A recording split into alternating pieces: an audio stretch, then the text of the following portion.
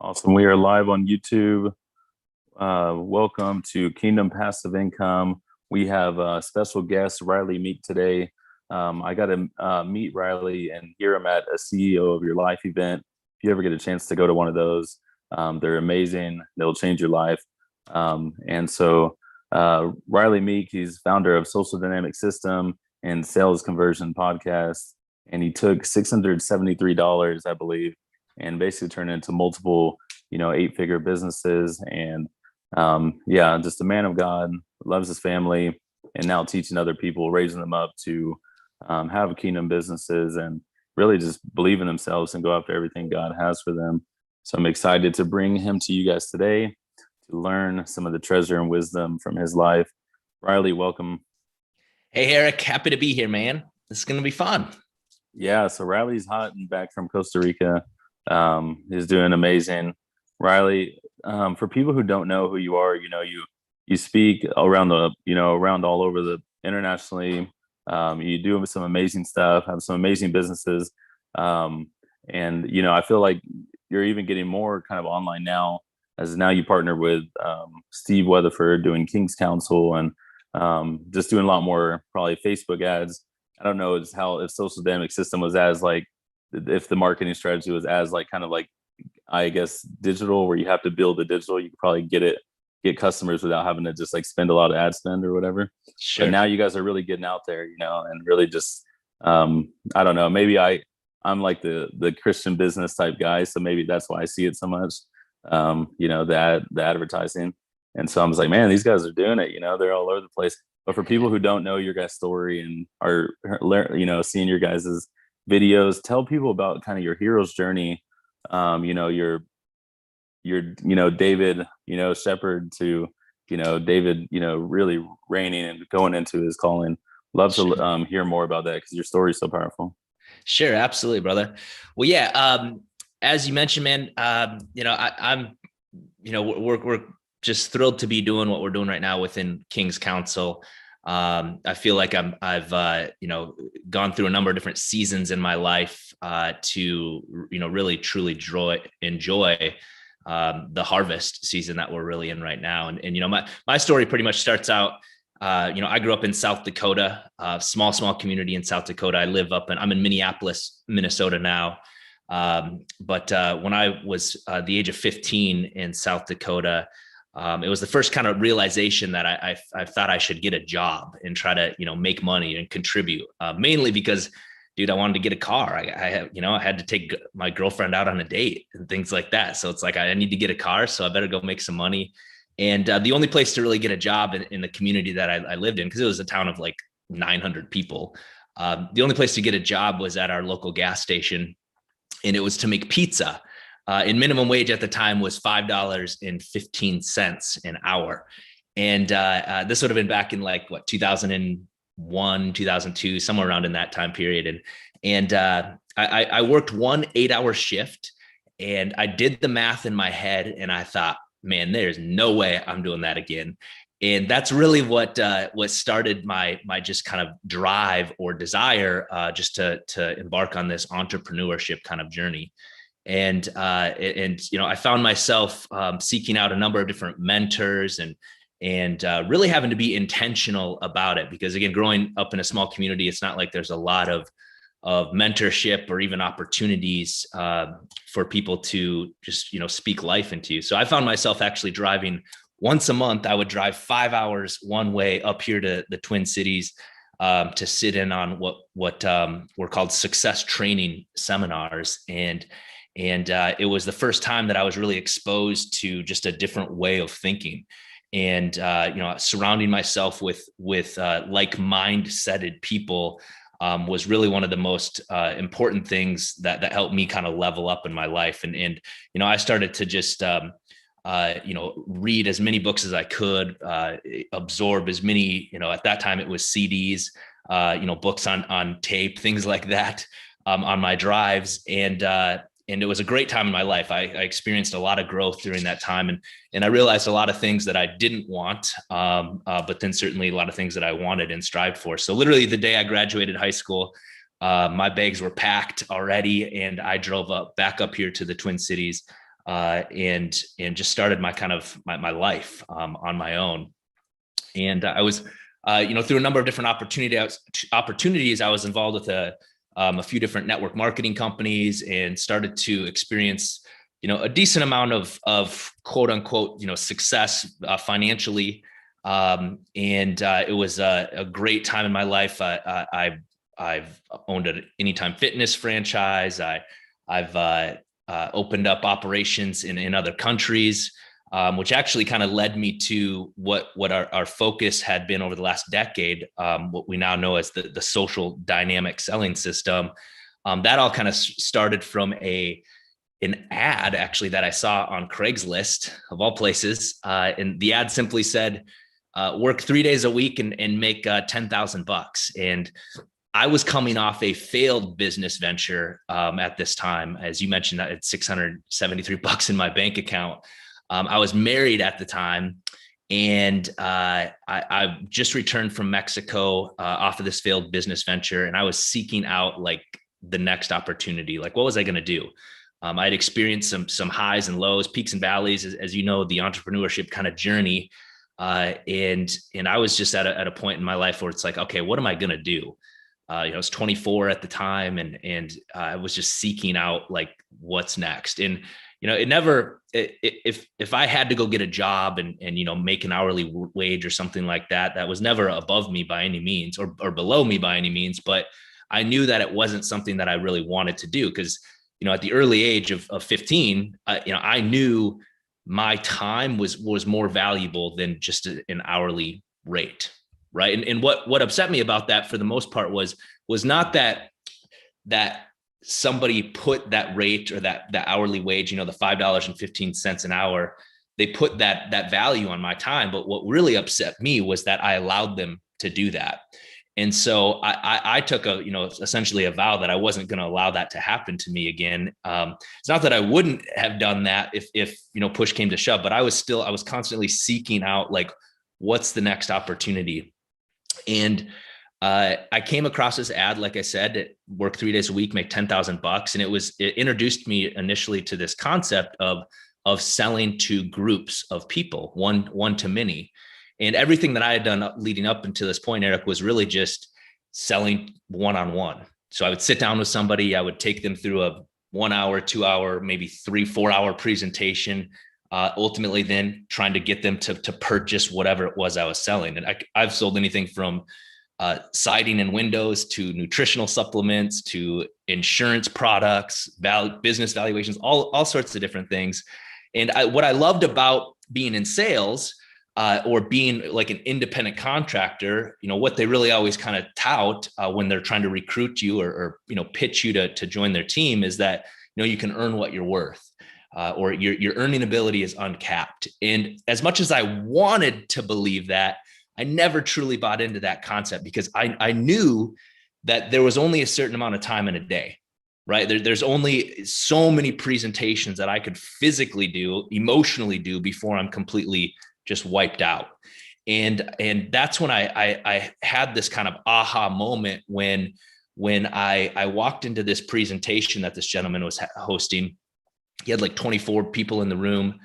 He did an hour-long presentation, and at the end of it, he simply asked for an appointment to meet with those that cared enough to know what it was that he was selling, or if they wanted to know what a price was. And it completely rocked my world. It was kind of like we hear a lot about, you talked about digital marketing things. We hear a lot about like online funnels. This was kind of my first realization of like an offline funnel of like, he talked to a certain amount of people. He then asked for an appointment to only meet with those that cared enough to know what the price was. And then he was going to close a certain amount of those. It was just like this offline funnel, and it completely rocked my world. I was like, man, if this guy could do this in 1 hour and have 7 appointments the next day, I would do this every single day. So it really just got my wheels turning of like, what could I sell in this format? What type of products could I sell? And I took a couple of his concepts and added a few of my own. In July of 2011, I actually hosted my first dinner seminar sales campaign. And I ended up I thought it was going to be easy right away. It's like, oh, it's just going to be, I'll send out some postcards. So I've done a lot of millions and millions of pieces of direct mail over the last decade. You mentioned digital marketing versus other forms, and we've done a lot of direct mail. And through that process, July of 2011, I made a few sales. And one of the most important things I believe that I ever did was I didn't just take that money and just spend it. Because if you remember, I had literally $673 in my bank account. Thankfully, I had a credit card. But most importantly, Eric, is I had a burning desire for more. And it was like, I knew that I was called to do something more. And I took that money and I reinvested into it, hosted another campaign, took that money, I reinvested into myself. And fast forward, by the end of that year, so 6 months into this, I had gone from that $673 to just over 2.1 million in sales over that 6-month time period. And that's when it was like, wow, okay, I think I got this thing, I'm figuring this thing out. Now, can I recruit and can I scale this thing? And, through 2012, by the end of that year, I had 26 crews across 38 states. We had done 12 million in revenue that year. The same thing again in 2013. And that's really when I was able to step back and work on my business versus constantly working in my business. And that's when it was like, okay, this thing is a really well-oiled machine. So it was like, now what else could we sell? Because it was the system that worked. It wasn't the product was virtually irrelevant. I'm a firm believer, people buy what they want, not necessarily what they need. And so what I had to do and figure out our different products and our offerings is that, I wanted to, identify what a need was, but then how could I explain that in a manner that's going to want them to want it, right? You can lead a horse to water, but you can't make it drink, but you could put salt in its oats and naturally that horse is just going to want to drink. And those are the type of things that we learned throughout this sales process. And as you mentioned, now I've taken 8 separate companies. Every single one of them, we've hit 7, and a couple of them we've hit 8 figures within the very first year of each. But the beautiful thing is it was solely using this seminar, dinner seminar approach from a marketing system. So it's more of like insert product here. And that's what we've done over the last decade, which ultimately then has allowed me to, do things that I really, truly am passionate about. Because through that process, I kind of transitioned from owning my own companies to consulting and teaching people how to use our system. That's what, as you mentioned, the social dynamic selling system is really all about. Is it's a sales and marketing system to drive not only leads but actual sales into people's businesses. And then through that process, then it's allowed me to really focus on, okay, I love consulting and helping people make money, but money truly is only a magnifier of who we already are as human beings. And when I first started making money, just from personal experience, I realized that I wasn't that great of a dude. I was making a lot of bad choices and just doing things that I wasn't mature enough to ultimately to handle. And it took me through that maturation process. And now just helping people make money. It's like, okay, I can help you make money, but I want to make sure that we're helping every other component of your life as well. And through, the King's Council, our coaching program now, that's why we focus on what we call our 5 power pillars, and financial is certainly one of them, but also our mental, our emotional, our physical, and our spiritual components as well. And like I said, that's really what our true passion is right now, is coaching faith-based leaders, entrepreneurs, kingdom-minded entrepreneurs on, not only how to, leave a legacy, but really ultimately live their legacy right here, right now. That's my story, brother. Wow, that was awesome, Rylee. I appreciate you sharing that. So talking about, even going back to the social dynamic system. So do you guys, when you guys work with clients, do you with the system, do you guys have like all the slides and stuff and you insert the product? Does that, we were talking about, right now I'm really working on, and I think Zach Jones, I'm talking to him, he's in the King's Council, yeah. And he said that he's doing dinner seminars and it's working really well. Does he use your guys' system? Yeah, we've been, We've been consulting with him, and he's actually filling his events through cold calling. So he's putting a lot of work in up front, which is great. It's working for him, because really, from a marketing standpoint, you either have time or money. And if you don't have the money to pay for things like ads or direct mail, you got to hit the phones. You got to do the things that are just going to take more time. But yes, the presentation itself is one component of the entire system. But you can get as many people there as you desire, but if you don't have a compelling enough story, taking people on that emotional journey, understanding why they should want to take action with your product or your service, creating sense of urgency to make that happen. Because at the core of it, people are procrastinators, right? We don't make decisions. It's just like, we get like overwhelm, or we would just get that mental paralysis where it's like, I don't know if it's a bad decision or a good decision. And so we have to create an environment where people just naturally want to do business with us. And that's why the seminar approach works so well for a number of reasons. But one of the most basic ones is simply the law of reciprocity, right? Like, I'm inviting somebody out, I'm buying them a free meal. And in turn, they're going to listen to what I have to say. So during that process, I can build rapport. I can get them to know me, like me, ultimately trust me, because they're going to know a lot about me through this presentation, who I am, my family, my background. I'm a likable guy. Can they trust me? Because people are, from a consumer standpoint, they're simply checking boxes. Like, is this guy, do I believe him? Is he passionate? Does he provide a valuable service or a product? And if we can check all those boxes in a non-threatening, third-party environment where they're getting, I'm buying them a meal. And if I can get all those boxes checked, it's a natural progression for me to just, when I ask for the appointment, that they should just want to set up that one-on-one time where then I can present price or provide a needs analysis or whatever it is that you're specifically selling, whether it's a product or a service. So yeah, Zach is crushing it in the seminar space with eXp Realty and recruiting agents and things like that. So many different industries that we're in, man, from, physical products. Like, my first company was selling insulation, LED lighting, to bathroom remodels, to solar, to, financial advisors. I have an insurance agency, to real estates and syndicates and medical and all sorts of different industries.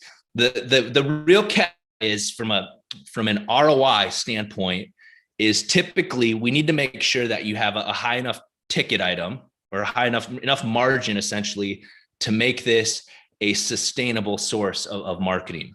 And what I mean by that is if you sell a $48 widget and you don't have any additional lifetime value to your customer, this is probably not going to be a good system for you, right? There's just not enough money to take somebody from what you're going to spend on marketing, what you're going to spend for dinner cost. All of that comes into place, because we want to make sure that we've got a proper return on an investment, because the tagline that we've created is really social dynamic selling is a predictable, a sustainable, and then ultimately a scalable lead and marketing system, sales system. And if we don't have a high enough product or ticket item to make that happen, I'll be the first to tell you that this isn't the right approach for you. But if you do have it, man, there's nothing more fun, more exciting to do than actually speaking to groups of people, meeting with them then one-on-one, and then ultimately, asking for the sale.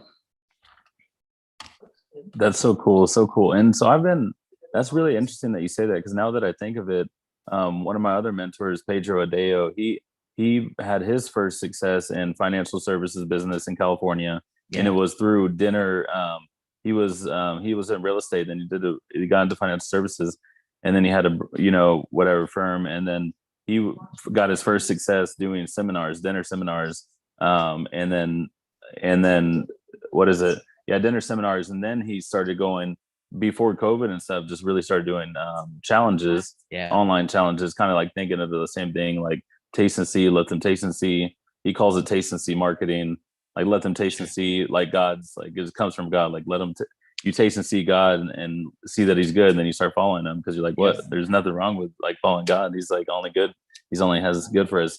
So anyway, so that whole model, I've been learning and studying that a lot.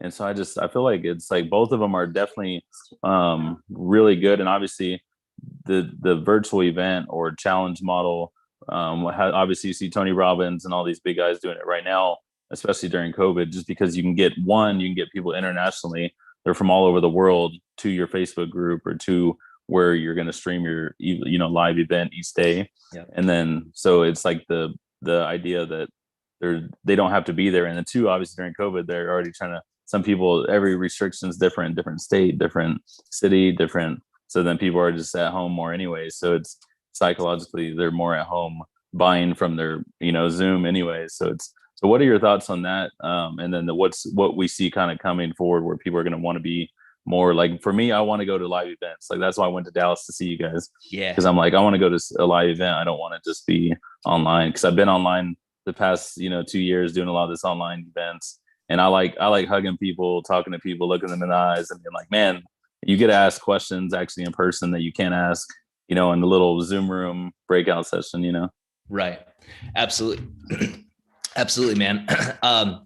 When, just to kind of reiterate like what happened with COVID, because we do dinner seminars in restaurants, so you can imagine like what my world was like a year ago at this time, because the week of like the second week of March or whenever it was that they had closed restaurants down, I had over that week alone, I had 111 events that we had to cancel just because they closed down restaurants, right? And I had over $300,000 of marketing out, like paid for. I'm not going to see it, unless I make sales. There's nothing I can get back out of it.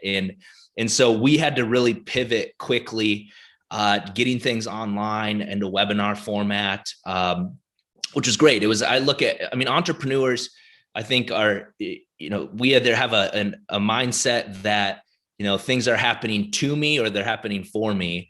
And I'm always looking for, just the optimistic person that I think as an entrepreneur, you need to be optimistic, right?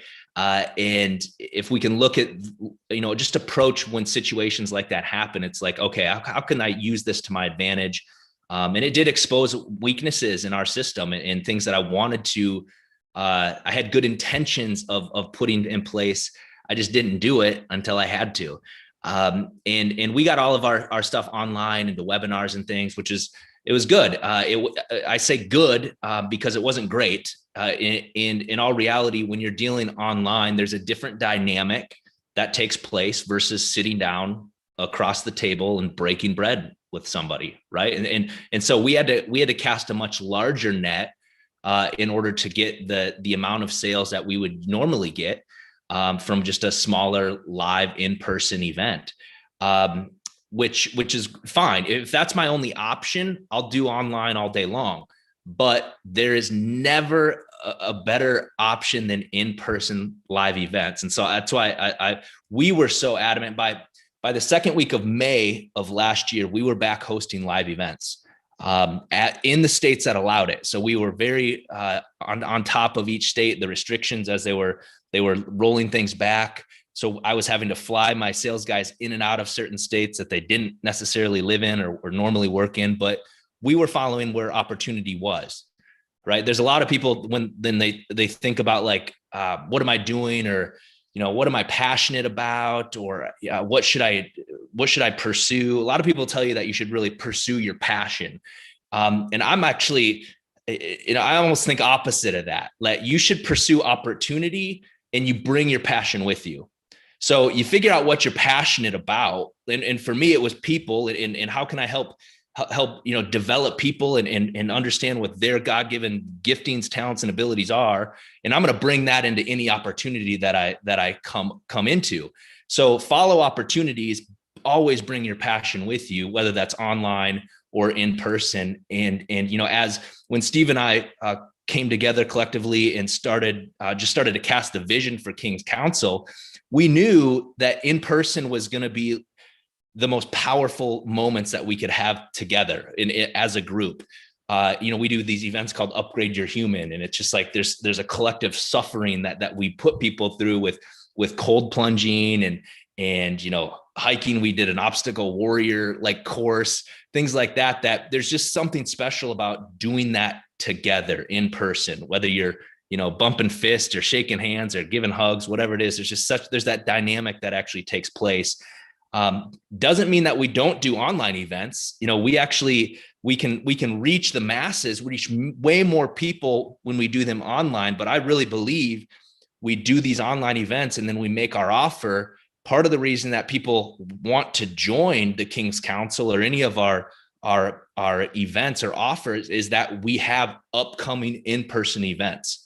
And that's part of why we'll always be doing in-person events every single month in some fashion, whether it's our leadership development days, the Upgrade Your Human, multiple other workshops that we're putting together here over the next few months to bring people together collectively, just because we were made for relationships, right? And as much as it's amazing, the technology, the advancements that we can even have this conversation over the web right now, it's unbelievable. But there's still something missing versus when we can actually get together and sit down, shake hands, grab a hug, whatever it is. There's something just special about the human connection that takes place, because the difference would be like communicating. So many people communicate, but so few people actually connect. And when we can do things in person, there's a connection that takes place, whether it be in sales or just any type of relationship. If we're looking to truly connect with that person, there's just nothing better than in-person events, man. Nothing to knock against virtual or online events. It's wonderful, but I truly believe in what we've witnessed here over the last 8-9 months is that people are joining our online virtual events because they're anticipating come to the next live in-person event. That's really cool. Yeah. Nothing beats in person, and actually getting to like meet you and Steve in person versus just being like hearing Steve be loud on whatever, but actually just seeing him like loud and goofy and just funny in person. Like it everything is just cool, better in person. You're right. And I'm excited that things will open up and we'll be able to keep having more events and travel and do more fun stuff. So what working with Steve Weatherford, tell us your funniest Steve Weatherford story. Oh, bro. Oh man, funniest. Well, I think he's probably very well known for his like American Speedo, the American flag Speedo, right? So yeah. It's always funny when he rocks that thing out going on a hike or something like that. He hikes with it? Oh yeah, man. He's wearing them. Every CEO of your life event, he's wearing those things underneath his pants. So don't tempt him to rip those pants off. So oh yeah, and congrats to Steve and their new baby Kingston. That's super awesome. Bro, do you see how big he is? No. 12 pounds, 2 ounces, over 2 feet long. Are you 12-pound baby? Holy wow. He's gonna be huge. He's probably gonna be another NFL player just like his dad. Yeah. Wow. He came out the size of a 4-month-old. That's man, yeah. Their genes are just like genetic beasts. Like yeah. Well, that's awesome. Moving to Texas. Everything's bigger in Texas, apparently. So even babies. Yeah, I'm here. I'm actually here not too far from Frisco where they're at. And so, yeah, Rylee, I'm excited to, just be a part of your guys' lives. And just, you guys have impacted me a lot, just even giving me some clarity on business and life and just focus on, one thing and focus on real estate or whatever is going to be your thing, just focus on it. So I appreciate that. And, where can people follow you, find out about Social Dynamic System, find out about King's Council? How can people get in there? Yeah, well, certainly we're on Instagram. So the Rylee Meek would be on Instagram. That's where we're probably most active. But if you're curious on anything, any of our events or Social Dynamic Selling or King's Council, whatever it is, just text me 727-472-3860. Again, 727-472-3860. And then we'll be able to get you any information that you need, whether it's on, sales, Social Dynamic Selling, King's Council, any of our upcoming events. our next one here is coming up in Tampa, Florida in a couple weeks. So looking forward to that. Tampa, Florida. That's awesome. So tell us about Upgrade Your Human. What are people going to get out of those events? You know, people are, you know, they're getting in these hot or, you know, cold baths, or is that the one where they're getting kind of, you know, testing the waters? Yeah. Our really Upgrade Your Human is about civilizing our minds. So, you know, overcoming just mind over matter, really. So civilizing our mind, making savage our bodies, and then ultimately awakening our spirit. So we really hit, of the 5 power pillars that we talk about, we hit 4 of those that day: our mental and our emotional, you know, putting our bodies. We always start out with what we call Wim Hof breathing. So we do breath work specifically to put us in the right frame of mind, to get us awakened. And then we do like an extreme exercise. So for instance, in Tampa, we're going to be with weighted vest on. We're going to be walking over the causeway from Tampa over to Clearwater in the heat of the day, very, very humid. So we'll be, you know, wearing camelbacks, getting lots of water in, but we're going to do certain exercises and things throughout that process. And then when we come back, then we hop in the cold tub. So think of a big bathtub with ice in it, where we sit in there. And again, this is mind over matter, and putting ourselves, you know, really doing that collective suffering that I'd mentioned, doing that together. And then we always have like a short teaching or a lesson there as well. So we hit the mental, the emotional, physical, and then the spiritual component, which are always the day right before our leadership development day, which is more of our kind of business mastermind, where we really are able to dive into the financial component. So over those 2 days, we always hit the 5 power pillars, making sure that we're operating excellence in every single one of those pillars. That's amazing. Yeah, you guys check out that one of those events. Hopefully I'll get to attend one, or, you know, Steve says don't say hopefully, so we don't hope, wish, or exactly. want. So I will attend one of those events one day.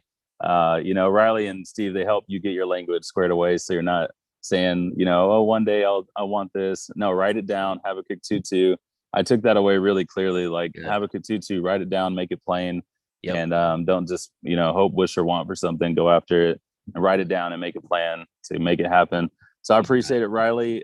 God bless you, and we'll see. Hopefully, we'll have Rylee on the show another time to talk. You bet, man. You bet. Appreciate you, Eric. Have a good day, man. All right, appreciate it. We will be